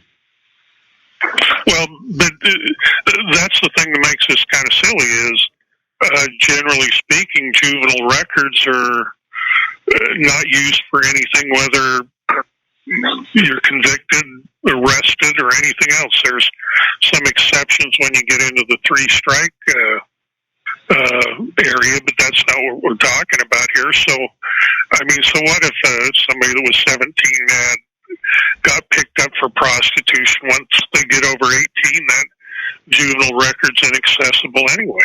Is that actually a fact? I mean, unfortunately, I'm a television lawyer, right? And so I see things. I see things on television, and not smart enough to know that that's not real life. On television, it appears that the police can access just about any damn thing they want. Yeah, and I would say that the records to law enforcement and probably the FBI, things like that, they can probably be obtained, but they can't be used for anything. Okay. Sean, you got any questions sitting out there? Yeah, so one of the things that ran through my mind about this as well when I was reading it, and it talks about how, under Section 305 of the Welfare and Institutions Code, that if the conditions allow temporary custody so basically it's turned over to the state. Well, what if they haven't done anything illegal? If this boy or girl, 17, 16-year-old, hasn't done anything illegal, what justification do they use to now make this child a ward of the state if there's no law that's been broken?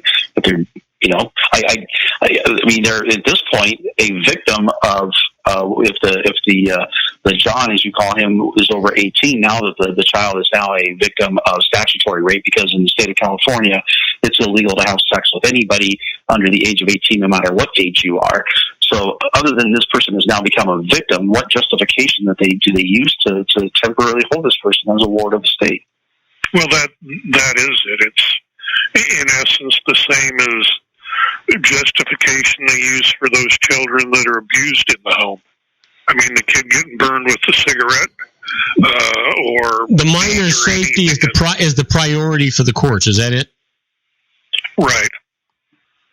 So it's that justification, that body of law that allows the court to act on these individuals that are involved in prostitution, and I think it's basically the same considerations are going to be taken as to what they ultimately end up doing with the child. Now, have you seen the new? It's SB 18. It has not been passed yet, but it's up for a vote. Have you seen the new SB 18 that's out there that basically talks about all these different children's rights? I haven't. It's 18. Yeah, 18. Bill of Rights for Children and Youth. Give me half a second to look at this. You bet. Hey, Sean. So it just seems to me, and I'm torn here because I see a minor child, and I can understand a battered kid running away from home or an abused kid running away from home and being stuck. Has got no money, got no shelter, got nothing. Some pimp gets a hold of him or her and puts them out for prostitution. And I mean, I can see all that stuff happening, and I can understand the humanitarian effort at trying to protect that minor, pull them out of that situation, get them on the straight and narrow, get things fixed. But it just seems to me, there's the other side of this that says, "Hey, we're going to let them get away with this. They're doing it. They're doing it willingly, and we're just giving them a free pass." And there's a part of that is just the antithesis of the other. Right. And that's my thing too. Like, you've got to protect the kids. You got to go case by case. But to me, it seems like there's just kind of an open door for abuse of this law, and that's the part that really worries me. Is that it technically, by definition, now child prostitution is legal. It's illegal to have sex with someone under the age of 18 in general, but the act of prostitution is not illegal. And it's just an interesting dynamic to me. That's all. I wonder, Sean, if they're saying, are they saying that it's? I don't think they're saying that it's not illegal. I think that you're just saying that it's not prosecutable for a minor. Right. No, yeah. Go ahead, Dave. They've made it so it's not illegal. Oh, they have. They made it so it's not illegal. Yeah, I mean, a minor under 18 that's out there receiving money for sex doesn't commit a crime. Wow. Right, because the law says that this subdivision, talking about the prostitution is illegal, that includes lewd act between persons for money and other consideration. It says, the next sentence says that this subdivision does not apply to a child under 18 years of age. And so what it's saying is that they're exempt from this law, that it is not, it's not an illegal act at this point for someone under the age of 18 to engage in prostitution. And that's my curiosity, and I don't know if you've had a chance to look at that SB 18 yet, but my curiosity is with all of these, and that law scares me way more than this one does, is, with all these children's rights that they've thrown in there, and they talk about, certain living conditions, certain, healthcare conditions, certain, all these different conditions need to be made that should be considered acceptable by the state, that the child has a right to. I look at it, I look at one law, I want to look at it in conjunction with another, and I wonder how these two might tie in together, or if there's no, if they don't really tie in together at all. Oh, I think they're going to tie in. And let me make this comment first about 1322. Kind of the way I look at it is the legislature has made a policy decision that somebody under the age of 18 cannot be engaged in the illegal activity of prostitution. And I think the theory behind that was probably, hey, we don't want to prosecute these kids that are forced against their will and forced into prostitution by some adult. And, I understand that idea. But I think the courts and the judicial system is smart enough to figure out, well, yeah, this kid got charged or got arrested for that, but they were being forced into it. And I don't see many courts that I believe would actually proceed with prosecution of a minor under those set of circumstances anyway. So David, don't courts all the time use their discretion at determining whether or not a minor is going to be tried as an adult? Yeah, they're doing some stuff to try and take some of the discretion away from the courts. But yeah, they have to make that decision. And in this case, they couldn't make the decision that this kid that's 17 years, 364 days, engaging in prostitution on their own for purposes of getting money they couldn't decide, hey, I'm going to prosecute this guy as an adult because it can't even it can't even get to the court, can it? Right. The law specifically states that he's exempt from that. Okay, listen, we got to take a short break, guys. Let's get some more into this, because I think the fact, David, is that the judge can't make a decision because it can't even get to the judge, because the guy can't even arrest the kid. We'll be right back after these brief messages with David Garrett on the law and our own Sean Lefebvre in the Geared for Wellness Corner. We'll be right back. Don't go away. Isn't it time to shine the spotlight on your expertise? The Interview, starring you. Here's your chance to capture 5 minutes of fame with The Interview. This isn't just any interview. This is your opportunity to showcase your expertise and position yourself as a trusted expert in a one-on-one video interview hosted by Robert Cardoza, host of the nationally syndicated show Robert Cardoza Live and powered by AHA Studios. What is it? A professionally recorded video for your use. Robert Cardoza interviews you on the set where he records his show. Professional interview showcases your expertise and value, shot in a state-of-the-art studio. And what's in it for you? Gain credibility as an expert, earn the trust of your target market, educate in a way that intrigues your audience, gain a powerful marketing tool that offers dozens of uses: website, video sharing sites, social media, email, DVDs, direct mail, lobby video, resumes, profile building, all that kind of stuff. Association with the nationally syndicated celebrity. That's right. And let's talk about AHA Studios. AHA is a strategic marketing firm that leverages the powerful and visual persuasion to help your business create powerful messages that connect with your target market. AHA ventures way beyond strategy, delivering the marketing collateral you need to start driving a new business through your doors. AHA has a full-service, in-house, state-of-the-art production studio to bring your messages to life using video. Discover how to make The Interview work for you. Call 949-831-2222. That's 949-831-2222. AHA Image Studios Incorporated. Dr. Stephen Tidwell, General Family Dentistry in a caring, personalized environment. Here at Dr. Tidwell's office, we are dedicated to helping you keep your teeth healthy. We are a state-of-the-art dental practice that still believes in traditional values, such as excellent customer service and individual attention. We have a special welcoming offer for you for just $39, a complete exam, personal consultation, professional cleaning, and all necessary x-rays. That's a $266 value for $39. Dr. Tidwell has 2 convenient locations and experienced staff to provide you with professional care and personal attention that you deserve. Call today. Don't delay. A great smile another day.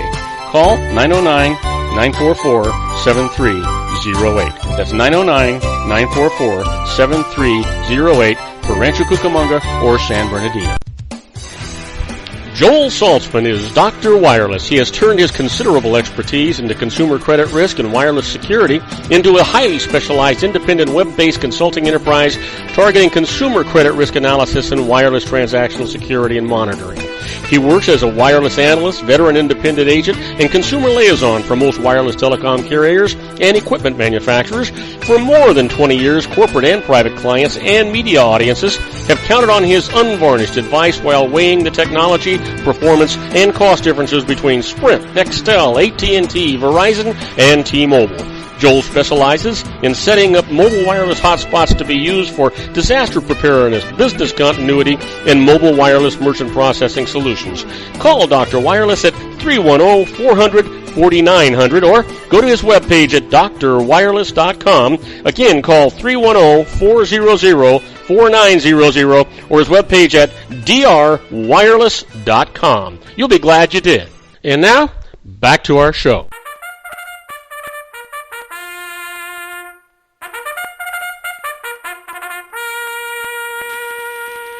And I am Robert Cardoza. You're listening to Robert Cardoza Live on the street at the intersection of business and politics. We're at 4:23 p.m. Pacific time. It's not changing much. 62 degrees here in the heart of the Inland Empire in sunny. And I mean, it's sunny today, Southern California. It's on its way down to 47 degrees. And if you're listening to us on our globally syndicated network and you're in Madrid, Spain, well, it's 39 degrees and it is clear. And you know what? If you're in Wichita, Kansas, God forbid, it's 16 degrees, but it is clear. Listen, we're talking to our own David David Garrett on the law. We're also talking to our good buddy, Sean LaFay from the Geared for Wellness Corner. We're talking about this new law, this SB 1322 in the state of California, that makes minors exempt from being prosecuted for prostitution. David, we were talking about earlier that the reason the judge can't determine that this person can be tried as an adult is because it can't get from the police department to the courts because the kid's exempt. Is that right? Yeah, they haven't committed a crime. So if they haven't committed a crime, how can they be taken under the care of social services? Well, that's for the child's own safety. Okay, if they're found to be abused and stuff like that, but if they haven't committed a crime, so we're saying there was no crime committed, how does either the pimp or the John get prosecuted? Well, they get prosecuted on the existing laws, for pimping and pandering, and soliciting sex, and all the other Byron statutes they can throw at them. Okay. So, and I'm guessing that, that none of this is an issue if you're in Wichita, Kansas. It's too damn cold to get it up anyway, right? There you go. That is the truth. There's nobody in miniskirts standing on the corner in Wichita, Kansas right now. I could be totally wrong, but that's probably the case. So, that's I was thinking over our little break here. I was thinking about this is my concern is like I look at my son, and he graduated high school. He was 17 years old. He saw it a few months ago before he even turned 18. And in his mind, he probably thinks, I'm basically an adult at this point. Maybe these young kids nowadays don't really look at themselves as adults, but they do see themselves. They want this freedom. They want this to be able to get out there. And so my concern with this whole thing is what's to stop us? The law a lot of times is enough to stop most people. Most people will go, this is illegal. It's not worth the risk. But at 17 years and 10 months old, I can go, you know what, man, I need some money, hard times, I don't have a place to live, I need a few bucks, I can do this, and I know that I can't get in trouble for it. And even worst case scenario, I can make some money. The upside is I make money. The downside is I get caught. The only downside is I become a custody of the state, but it's only going to be 2 or 3 months away, and I'm 18, and they got to let me go on my own at that point. So the risk is very low to become a prostitute at the age of 17 and a half or 17 and 3/4. And the upside is actually, you're going to make the money that you want and actually maybe get whether it's a place to live or it's drugs or it's, whatever the case, there's going to be a reason why someone's hooking themselves on the street. And that's my concern is the incentive is great and the risk is very low for a person at 17 years old to engage in this activity. What about this scenario? What about somebody who is just legitimately living in a poor family? They just barely getting by, and the kid wants to enjoy going to football games and movies and things like the kids that he goes to school with, and so he goes out there and he starts committing prostitution. He gets found by the police. Is he going to be yanked out of his parents' home and put into a social services scenario, or what's going to happen there, David? Well, and that's the conundrum, for lack of a better word. You really don't know what's going to happen to him. And that's what I read that SB 18 here while we were on break, and that's a real scary statute. But yeah, that is very scary. It's. Well, can you give us an abbreviated idea of what SB 18 is? Well, as I read it, it sounds very good. It's called Kids' Bill of Rights. That isn't the right word, but they've got a fancy way of saying it. But basically, it says you got a right to good parents, good home, and emotional support, education, and things like that. All very laudable goals. The thing that scares me about this is who's the one that's going to decide what's good and what's bad. Yeah. I mean, this sounds like the state of California enacting a law that says, hey, we're going to raise your kids for you or tell you how to do it. Boy, that's scary. That's scary. Parents no longer have control over the responsibility of instilling in their children their values and their beliefs and their work ethics and anything else, huh? Well, the parents still have the responsibility, but according to this law, the state can determine whether you're doing it right or you're not doing it right. If you've given them, whether or not you're a healthy parent, or you've given them a safe home, or you've given them the right amount of health care, or you've given them the right, maybe they say, you know what, you're homeschooling, but we don't like the way you're homeschooling, so we don't think you're offering a good education for your child. So Sean, they're going to turn parenting into the same thing as education, and they're going to lay down laws and rules that say, here are the standards that you must maintain in order to keep your child. Sure, why not? Yep. And, if you don't do it, we're going to penalize you. And if you can't pay the penalty, then the taxpayers are going to assume all the costs of raising all the kids in the state of California. Boy, that's for sure. Wow, what a mess. It's the thing that we haven't addressed here in this entire discussion, and you may not have seen it out there in Wichita, but over the last year, I can't tell you the number of times that we've had news reports on TV where our Department of Family Services just blunders it to the point of where these kids are at risk in homes. They know they're being abused. These are foster homes. They're supposed to be supervised, and ultimately the kids ends up dead because we haven't discharged our duty to supervise the foster care. Yeah, we do a worse job than what the parents we took them away from did. Yeah, and it's and I'm not saying that the workers in those organizations are good or bad. It's there's a finite number of hours in the day, and if you give somebody too much work, something's going to fall through the cracks. So, yeah, that this SB 18. I mean, you talk about something that would allow the nanny state. This has the hallmarks for that all over it. Well, what? That's a scary one. Yeah. At what point, you're going to be torn because you're thinking about. When you think about minors, you don't think about the little thugs that you see out there, and the gangbangers and the gangsters and those things out there. You think about the innocent children that are out there, and your heart goes out to them, and you want to protect them and you want to help them.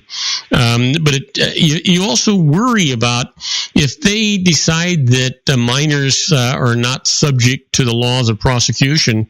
How long is it going to be before they're saying, well, they're also not subject to the laws of murder? They're not subject to the laws of theft. They're not subject to the laws of any laws, At what point does it just get exacerbated into a situation that's uncontrollable? I think it's there now, to be honest with you. Yeah. Wow. I mean, I got exposed here to something in the last year where these kids got involved in a very bad thing to do. One was a few months shy of becoming 18 and got found to be eligible, being tried as an adult. And a couple of the others were a little bit younger than that, and I'm not talking by a long ways. I'm talking a few months younger than that. And they were kept in the juvenile system. And the discrepancy in exposure would be from 13 plus years for the one tried in adult court, and the other kids were sent home on probation. Oh, man. Wow. From 13 years to probation? Yeah. There's something wrong with that. It just doesn't make any sense at all. And was it, just out of curiosity, because I'm not going to ask names or anything, but was it the same judge that adjudicated both of those situations? Yeah, there's a series of things, factors they look at to determine whether one's prosecuted as an adult and the others as minors. It just seems unjust. Whatever happened to the isn't just part of the justice system?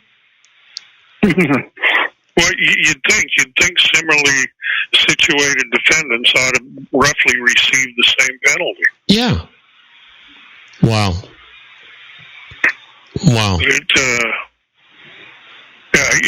So there's things like that in the law that just come out and you just shake your head and go, this just doesn't make any sense at all. And just out of curiosity, David, was the crime that was committed, did it really justify a 13-month, it was 13 months, not 13 years, right? No, it was 13 years. Did it justify a 13-year sentence as opposed to probation? The legislature thought it did. Wow. There were some mandatory enhancements that said you do this, you get an additional 10 years regardless of anybody getting hurt or not. And so it was at the discretion of the judge whether or not to try this young person as an adult. Could the judge, under all these same circumstances, have said, no, we're going to charge them all the same way? In theory, but if he applied the law correctly, he came up with the right decision. So a judge then, when he's adjudicating something like this, really has he has his own rules, regulations, and guidelines that he's forced to observe as well, right? Right. So the fact that this seems so unjust really wasn't a discrimination on the part of the judge. It was the guidelines that were set into law by the legislature. Right. That's where it boils down to. Let me talk about another thing here as it relates to this Kids' Bill of Rights. Do you remember maybe sometime in the last year we talked about that case where the lady was watching there were 3 kids playing around in the yard, and she was standing in the house and was keeping an eye on them through the window, and I think seems like there was a 13 and a 14-year-old and one that was 6, and some teacher walks by and says, oh, they're unsupervised, and someplace back east, I don't remember the state, walks in and takes all the kids away from the mom. I do remember going through that. Yes, thing? I do remember that. Yeah. I mean, those are the kind of decisions you're going to get out of this SB 18 if it goes through. Arbitrary, nonsensical, a lack of common sense in the application. Whatever happened to the intent of the law or legislation as opposed to the letter or rule of it? And that's the problem. I'm not going to say the legislature doesn't have good intent. Mm-hmm. But then you start filtering it out through the enforcing bureaucracy, and you get enough different individuals in the bureaucracy, and that intent shifts from person to person depending on who your assigned worker would be. You know what? That knuckin' futz. Yeah. Yes, it does. Yeah, that's crazy stuff. Hey, guys, unfortunately, and I'm used to this happening with me, with Sean LaFay, but we are out of time. We could have spent an hour on this one. Oh, yeah. Hey, David, I don't know how to thank you enough. I blindsided you with, well, first of all, I hit you with a 26-page thing, and then I found out, hey, there's an abbreviated 6-page version of it. So hopefully that's the one that you looked at. Unfortunately, I wasn't smart enough to look at the 6-page one until I had finished the 26 pages. And so I owe Sean a big get even here, because Sean's the one to put this on my desk. So in any event, David and I are going to stay warm and dry, Sean, at least until tomorrow. It's going to rain for another week or so. But in your case, you need to put on a pair of long johns and some woolies and stuff like that, and stay dry and warm. Yeah, I'm going to hopefully stay warm. I've got a Jeep to work on, and it's cold outside, so it's what it is. But guys, I really had a good time. I enjoyed being on the show, and I appreciate you both letting me on today. Well, that's great. Thank you. And David, are you going to go ice fishing this weekend? No. This is the start of Supercross, so I'm going to go watch run the motorcycles in Anaheim Stadium. So. All All right, guys. You guys have a safe, wonderful weekend, and we'll talk to you next week. Right, David, Robert, thank you. All right, take care. And the rest of you folks, stick around. Don't go away, because when we come back, we're going to be doing the birthdays for the day, the secret daily teaching for your life, the Harvard business tip of the day, and interesting but useless facts. We got a lot of good stuff left for you, so don't go away. If you want to increase your client base and sales, then consider this, the Relationship Building Network at RBN. Given the current economic conditions and challenges, we all need to work smarter, make smarter decisions, invest our hard-earned dollars where it'll yield the best return for our investment.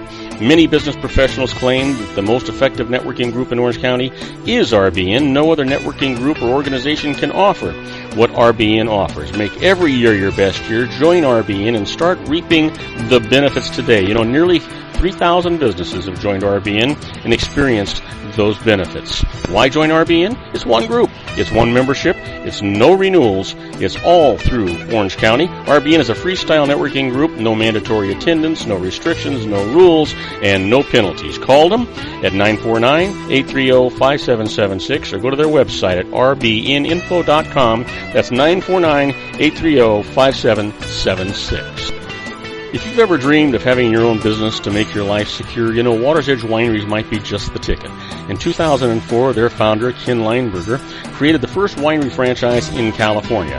It was a new concept with all of the functionality of a traditional winery, but without the vineyards. They purchased high-quality grape must from one of the largest winemaking companies in the world. Then they craft each wine carefully and bottle it right at their location. The winery was built to satisfy consumer demand for wine by the bottle and by the glass, but still kept the element of allowing customers to bottle their own custom vintage. Now, they're opening urban wineries across the United States under the brand Water's Edge Wineries. If you've ever dreamed of owning your own winery, it may be in reach right now through Water's Edge Wineries. Just give them a call at 909-468-9463, extension 700. That's Water's Edge Wineries, 909-468-9463. Have you ever found yourself caught between a rock and a hard place? The law offices of Blomberg, Benson & Garrett might be just the answer for you. The attorneys of Blomberg, Benson & Garrett have been serving the Inland Empire since 1989. They're dedicated to the aggressive litigation of civil, criminal, and real estate matters. Over the years, they have recovered tens of millions of dollars for their clients. The firm's practice specializes in litigation of personal injury, accident, slip and fall, real estate, and criminal law cases. The firm provides clients with the care, accuracy, and dedication of experienced attorneys. Blomberg, Benson & Garrett is located at 10300 4th Street, Suite 150 in Rancho Cucamonga, California. They've been providing the Inland Empire residents with outstanding legal services for over 25 years. They look forward to providing you with aggressive legal representation. Call them at 909-945-5000, where you can talk to a person, not a machine. That's 909-945-5000, the law offices of Blomberg, Benson & Garrett. And now let's get back to our show where we talk about politics, money, and you.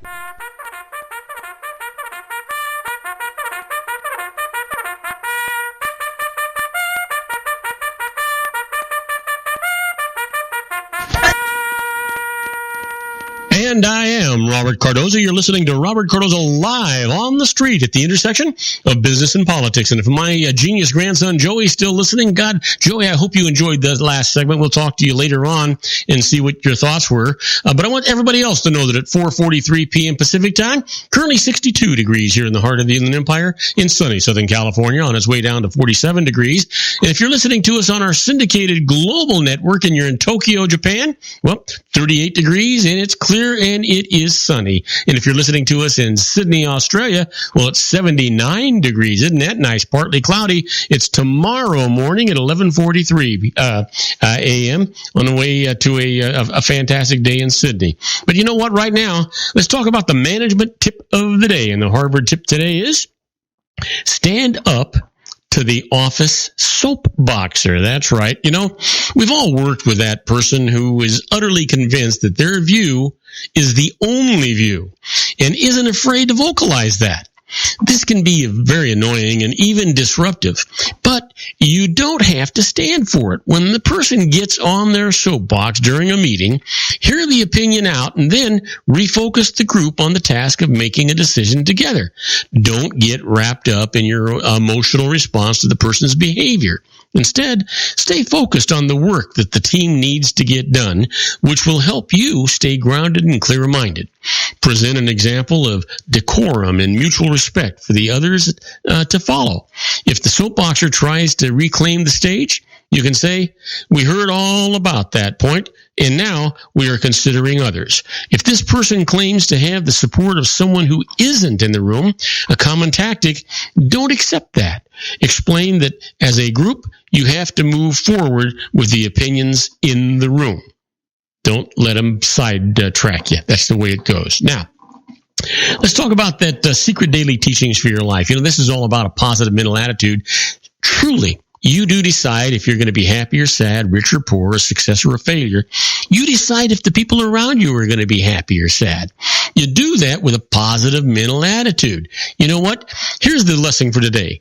Gratitude is a powerful process for shifting your energy and bringing more of what you want into your life. Now, be grateful for what you already have, and you'll attract more good things. Guaranteed that's going to happen. You know what? You control your entire life. You do it every morning when you get out of bed. You go into the bathroom, you look in the mirror, and you say, "Wow, I'm going to have a fantastic, productive, profitable, wonderful day today, and everybody around me is going to be happy because I'm going to make them happy that they're with me."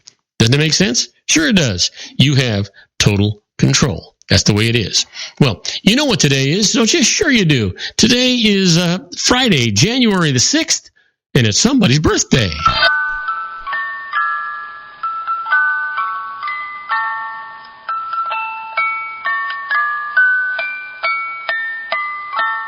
Yes, sir. And we've got some monumental birthdays today. So that's a big word for the day, right? You know what? Let's get them started. Right off the top here, this is a person that was actually born in 1412 and died in 1431. Didn't live very long. National heroine of France. My grandson Joey probably already knows who it is. And a Catholic saint. A peasant girl, she led the French army to several important victories during the Hundred Years' War. Well, happy birthday. You know it, Joey? Joan of Arc. Absolutely. And here's a fellow born in 1955, a comedian, actor, and writer, famous for his work as Mr. Bean. Happy birthday, Rowan Atkinson. And then finally, born in 1970, a professional volleyball player, sports announcer, and fashion model. She's married to surfer Laird Hamilton. Happy birthday, Gabrielle Reese. Yeah, absolutely. Well, you ever wonder what was going on today in history? You don't have to wonder anymore. Sit down in your favorite chair, you get a cup of coffee, get a cocktail, whatever's going to happen, because I'm going to tell you. On January the 6th, 1929, Mother Teresa arrives in Calcutta to begin her work amongst India's poorest and diseased people.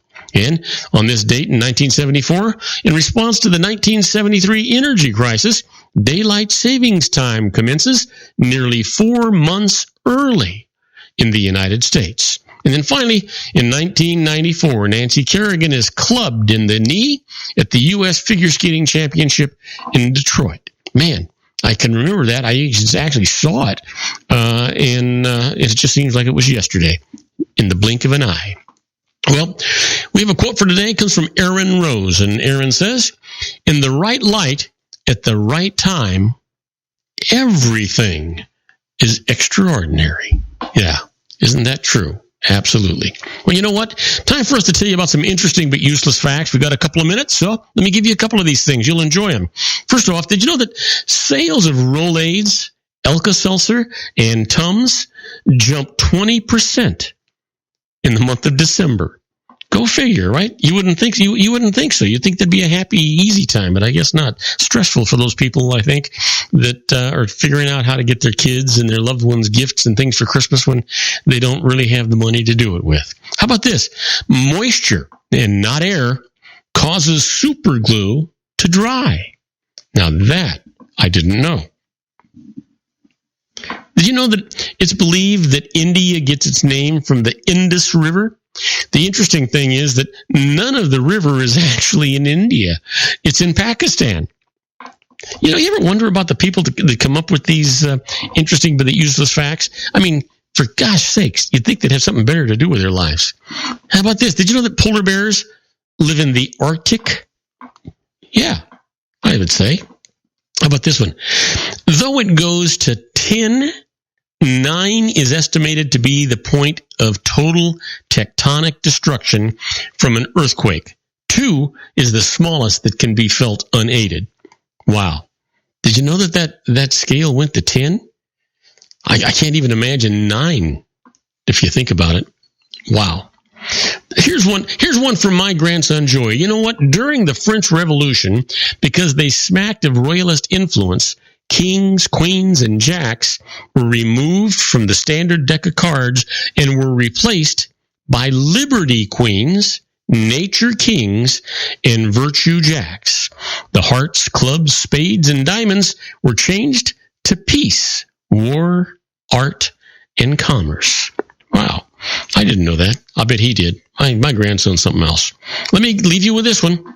In the United States, federal law states that children's TV shows may contain only 10 minutes of advertising per hour, and on weekends, the limit is 10 1/2 minutes. Go figure. But it is interesting if you think about it. Now, don't go away, because when we come back, we're going to do our tribute to the late, great Paul Harvey in the rest of the story. And today's story, the body behind the voice. Now, you're not going to want to miss this, right? We'll be right back. Isn't it time to shine the spotlight on your expertise? The Interview, starring you. Here's your chance to capture 5 minutes of fame with The Interview. This isn't just any interview. This is your opportunity to showcase your expertise and position yourself as a trusted expert in a one-on-one video interview hosted by Robert Cardoza, host of the nationally syndicated show Robert Cardoza Live and powered by AHA Studios. What is it? A professionally recorded video for your use. Robert Cardoza interviews you on the set where he records his show. Professional interview showcases your expertise and value, shot in a state-of-the-art studio. And what's in it for you? Gain credibility as an expert, earn the trust of your target market, educate in a way that intrigues your audience, gain a powerful marketing tool that offers dozens of uses, website, video sharing sites, social media, email, DVDs, direct mail, lobby video, resumes, profile building, all that kind of stuff. Association with the nationally syndicated celebrity. That's right. And let's talk about AHA Studios. AHA is a strategic marketing firm that leverages the powerful and visual persuasion to help your business create powerful messages that connect with your target market. AHA ventures way beyond strategy, delivering the marketing collateral you need to start driving a new business through your doors. AHA has a full-service, in-house, state-of-the-art production studio to bring your messages to life using video. Discover how to make The Interview work for you. Call 949-831-2222. That's 949-831-2222. AHA Image Studios, Incorporated. Dr. Stephen Tidwell, Gentle Family Dentistry in a caring, personalized environment. Here at Dr. Tidwell's office, we are dedicated to helping you keep your teeth healthy. We are a state-of-the-art dental practice that still believes in traditional values, such as excellent customer service and individual attention. We have a special welcoming offer for you for just $39, a complete exam, personal consultation, professional cleaning, and all necessary x-rays. That's a $266 value for $39. Dr. Tidwell has 2 convenient locations and experienced staff to provide you with professional care and personal attention that you deserve. Call today. Don't delay. A great smile another day. Call 909-944-7308. That's 909-944-7308 for Rancho Cucamonga or San Bernardino. Joel Saltzman is Dr. Wireless. He has turned his considerable expertise into consumer credit risk and wireless security into a highly specialized independent web-based consulting enterprise targeting consumer credit risk analysis and wireless transactional security and monitoring. He works as a wireless analyst, veteran independent agent, and consumer liaison for most wireless telecom carriers and equipment manufacturers.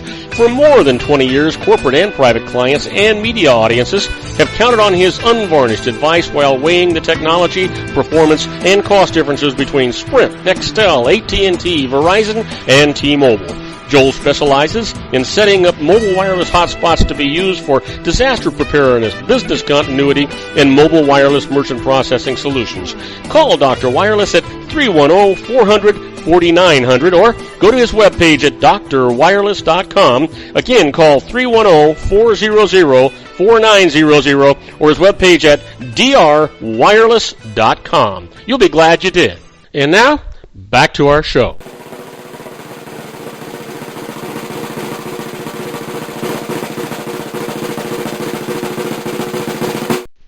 And I am Robert Cardoza. You're listening to Robert Cardoza live on the street at the intersection of business and politics. We're at 4:54 p.m. Pacific time. Hey, it's 62 degrees here in the heart of the Inland Empire in sunny Southern California. Well, if you're listening to us on our globally syndicated network and you happen to be in Auckland, New Zealand, well, it's 70 degrees and partly cloudy. And if you're listening to us in Lisbon, Portugal, it's beautiful there. If you've never been, you want to go. It's 46 degrees and it is clear. But right now, it's time for our tribute to the late, great Paul Harvey in the rest of the story.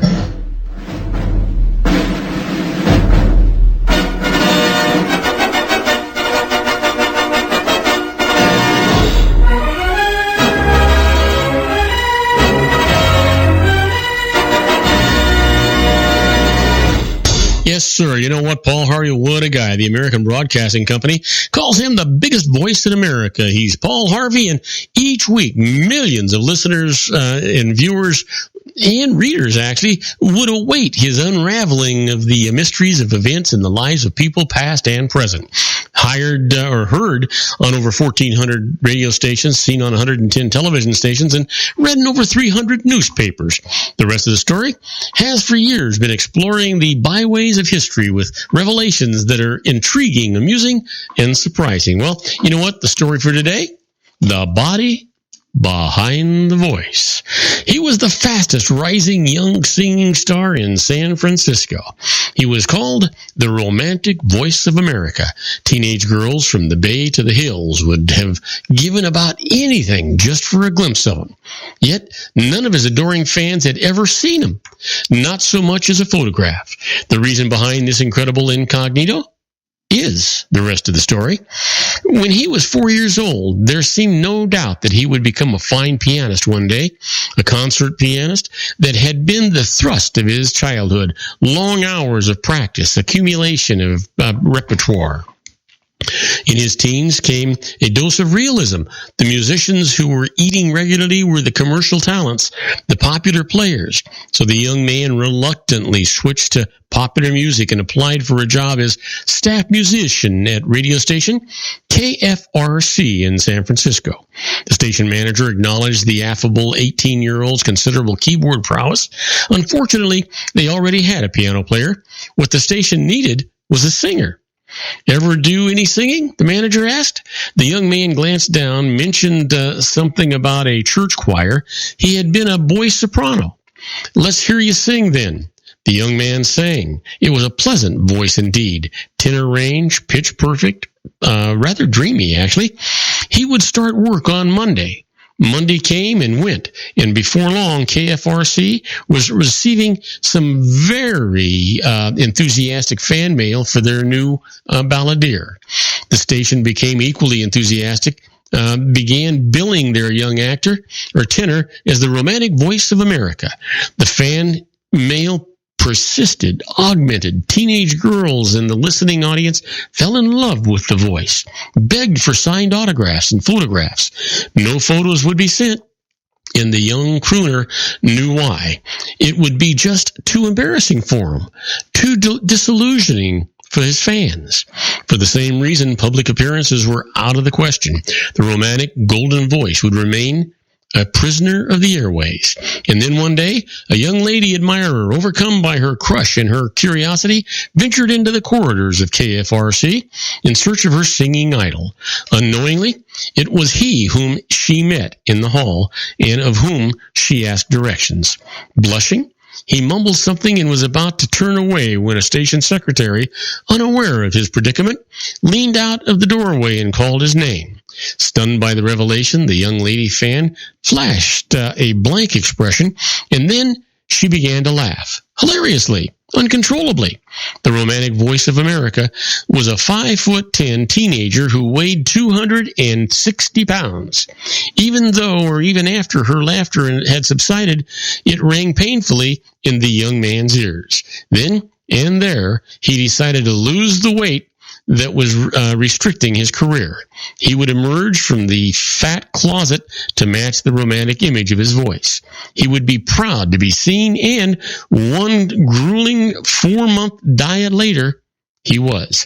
Television viewers know him from The Late Show as a trim and handsome young actor, and from his own show, wherein he has been critically acknowledged as the total performer. Yet, once upon a time, 36 years and 60 pounds ago, there was an 18-year-old overweight golden voice crooner who might have hidden behind a microphone all his life and was instead embarrassed to stardom. You know him as Merv Griffin, and now you know the rest of that story. Well, on Monday's show, we're going to tell you about The Pad. You're not going to want to miss it. It's great stuff. And then on my next show also, John Matthews, Joe Hakos, and I will be doing our weekly simulcast here on the Conservative Politics. John Hanson, that little old wine drinker, will be here. We'll be talking about food and wine, and all contribute, as I said, our tribute to the late, great Paul Harvey with the rest of the story. Please tell all your friends about our show here on the RLC Broadcasting Network. They'll be glad you did. You'll be glad you did, and I'll be glad you did. That's our show for today. Beginning today, treat everyone you meet as if they were going to be dead by midnight. Extend them all the care, kindness, and understanding that you can muster. Your life will never be the same again. So many of our dreams at first seem impossible, then they seem improbable, and then, when we summon the will, they soon become inevitable. You know, the real secret of happiness is to make others believe that they're the cause of it. Robert Cardoza Live is brought to you by blogtalkradio.com every Monday through Friday from 4 p.m. to 6 p.m. Pacific Time. Now, go out and make it a great day. Your host has been Robert Cardoza, the technical advisor, Matchstick Digital, and your executive producer, also Robert Cardoza.